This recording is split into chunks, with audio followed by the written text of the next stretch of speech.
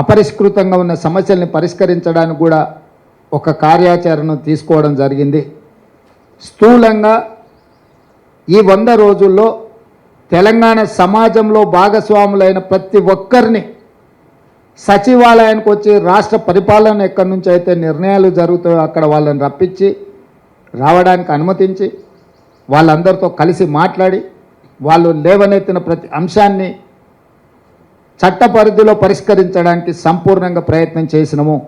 ఇదే కాదు, రాష్ట్ర కేంద్ర ప్రభుత్వాల మధ్యలో ఉండాల్సిన సత్సంబంధాలను పునరుద్ధరించి దీర్ఘకాలికంగా స్కైవేస్ కావచ్చు, ఫ్లైఓవర్లు కావచ్చు, రోడ్లకు సంబంధించి కేంద్రం ఇవ్వాల్సిన అనుమతులకు సంబంధించి ఢిల్లీలో ఉండే ఆంధ్రప్రదేశ్ భవన్, తెలంగాణ భవన్ ఆస్తుల పంపకాలకు సంబంధించి వీటన్నిటిని కూడా ఒకటొకటిగా పరిష్కరించుకుంటూ ప్రధానమంత్రిని, కేంద్ర హోంమంత్రిని, సాగునీటిపారుదల శాఖ మంత్రిని, అర్బన్ డెవలప్మెంట్ మినిస్టర్తో సహా శాఖలకు సంబంధించిన అందరి మంత్రులను కలిసి తెలంగాణకు రావాల్సిన నిధులను, తెలంగాణ రాష్ట్రం యొక్క హక్కులను కేంద్ర ప్రభుత్వంతో కూడా పరిష్కరించడానికి ప్రయత్నం చేసినాం.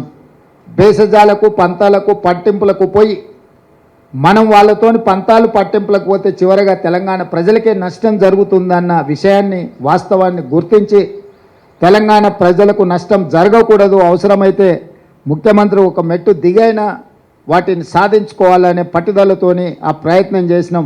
కేంద్ర ప్రభుత్వం కూడా చాలా విషయాలలో సానుకూలంగా స్పందించింది. ఈరోజు మెట్రో రైలుకు సంబంధించి పాలమూరు రంగారెడ్డి ఎత్తిపోతల జాతీయ ప్రాజెక్టుకు సంబంధించి ప్రభుత్వంతో నిరంతరం సంప్రదింపులు చేపడుతున్నాము. ఎందుకంటే ఇవన్నీ కూడా రాష్ట్రానికి రావాల్సిన హక్కులు. ఇది ఎవరి దయాదాక్షిణ్యం కాదు, 2 ప్రభుత్వాల మధ్యలో సత్సంబంధాలు ఉండాలి అని మా ప్రభుత్వం మొదటి నుంచి భావించింది. అందుకే రాజ్యాంగబద్ధంగా ఎన్నికైన ప్రభుత్వాలతో సరైన సత్సంబంధాలను నెలకొల్పడానికి కృషి చేస్తున్నాం. పక్క రాష్ట్రాలతో కూడా గిల్లి కజ్జాలు పెట్టుకోవడం లేదు. ఆంధ్రప్రదేశ్ రాష్ట్రంతో ఉన్న కూడా అపరిష్కృతంగా ఉన్న విభజన హామీలను కూడా, విభజనలో చిక్కుముళ్ళు పడ్డ వాటిని కూడా పరిష్కరించడానికి సంప్రదింపులను కొనసాగిస్తున్నాం. అందులో భాగంగానే ఢిల్లీలో ఉన్న ఆంధ్రప్రదేశ్ భవన్లో మన 42% వాటాల్ని మనము పరిష్కరించుకున్నాం. ఈరోజే మనకు ఆ కేంద్ర ప్రభుత్వం కూడా నోటిఫై చేసింది, మీ దృష్టికి వచ్చి ఉండొచ్చు. అదేవిధంగా తెలంగాణ అంటే టీఎస్ కాదు, టీఆర్ఎస్కు నకలుగా మారిస్తే దాన్ని టీజీగా మార్చినాము. తెలంగాణ రాష్ట్ర గీతంగా జయ జయ హే తెలంగాణను ఆమోదించుకున్నాము.